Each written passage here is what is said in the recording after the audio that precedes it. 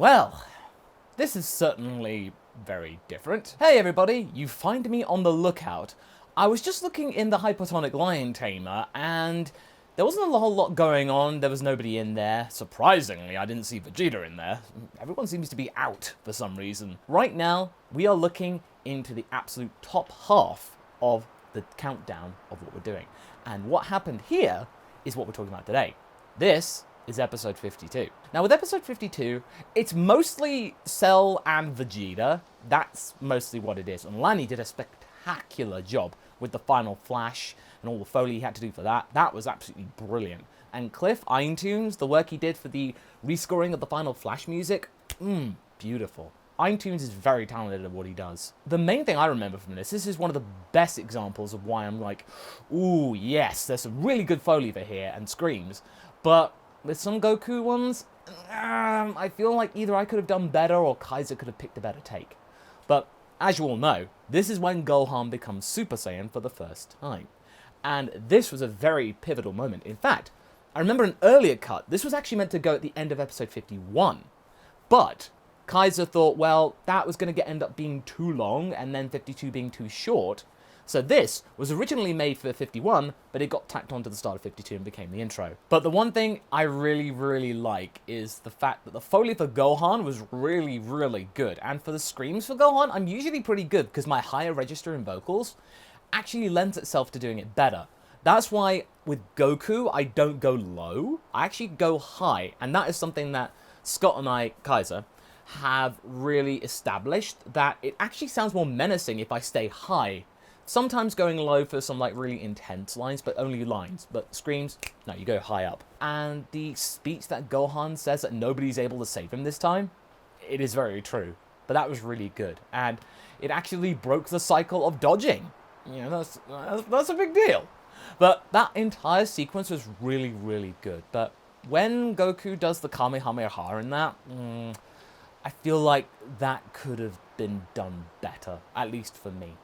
And it was really a watershed moment for the performance as Gohan, because throughout this entire thing, he's just a little kid, but now is the point where he's actually starting to go, well, wait a minute, I'm actually my own person. This is really cool. And Taka's performance as Cell, you really get to see him stretch his legs. After pretty much a decade of wanting to be Cell, he finally gets to be Cell. And this is a big deal for him, and I'm so proud of what he did. So, yeah, episode 52 cracks the top half of the list. Now let's move on to the second half of the video, and that is, of course, doing Dragon Ball Super card game cards. I have taken on board all the feedback that I got from yesterday's video, where I asked people what they thought at the halfway point. And yeah, that's very true. The leader can change. I will say the leader is something I can swap out if I find a better one, or upon reflection. But yeah, so thank you so much for that. And I fully admit that I am no expert, certainly not. So I am open to this. I want to learn, and I want to make sure I have at least a decent deck, or at least decent for a beginner. So thank you for that. But let's see what we get. Speaking of a leader, we actually have a red leader, and it's Beerus Furious Strike. And this one activates on a main once per turn with a red and yellow energy. Choose one of your opponent's battle cards and KO it. Boom. So I can actually, ooh, that's a really good one, I have to admit. And the power is pretty good as well. Oh no, this is the Awakened version, sorry. I started off on the wrong side.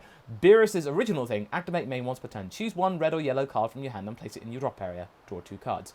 So yeah, basically, if you have it in your hand and you don't like it, you can just swap it out and get 2 cards. That's pretty cool.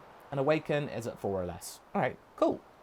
That's a pretty decent leader card, I will say. It's a much less complicated, not bad for a beginner, and it really encourages, because the Malicious Machinations, as people have said, it's meant to encourage red and yellow or blue and green, multicolour. Never had more than 2. But we got Lord Slug, Ghost Warrior again. I remember that one from last time. SS3 Son Goku, Ever Evolving, and I think we have had this one before, or not? I don't think we have, actually.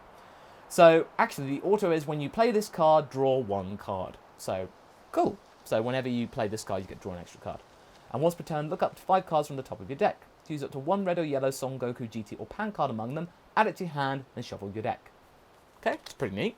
And we've got Son Gohan Brainwashed. Okay. Mischievous Technique Gotenks, we definitely have had this one. Birthday Party. Oh, we've had this one. I've seen this one knocking around. The field, place and activate this card in your battle area. It remains in your battle area until you activate another field. If you have a red-yellow multicolor card in your energy, you can activate this card from your hand without paying its energy cost, so you can tap an extra energy.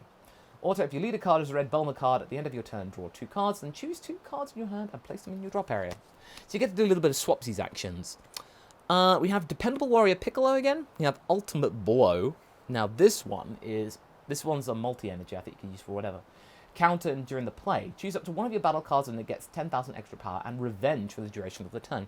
Now I'm not sure what Revenge is, but you know what? I'll shortlist this one too. Now, this is an Android 18 leader. And I think we've had this one before, so that's pretty much Ebifria. And whoa, okay. Oh, wow. Oh, dang. We got 2. We got 2 super shinies. We have got a rare card, and this one is Great Ape Baby, the ultimate evil life form. You've got to specify it's the ultimate evil. Ultimate good, not so much. EX Evolve is Baby with an energy cost of 5 or more. You get double strike, but you get energy exhaust as well. Offering is when you play this card, your opponent may choose 1 card from their life and place it in the drop area. If they don't, draw 2 cards. So, you really get to turn the screw with this one. Activate main, choose 1 card in your life and add it to your hand.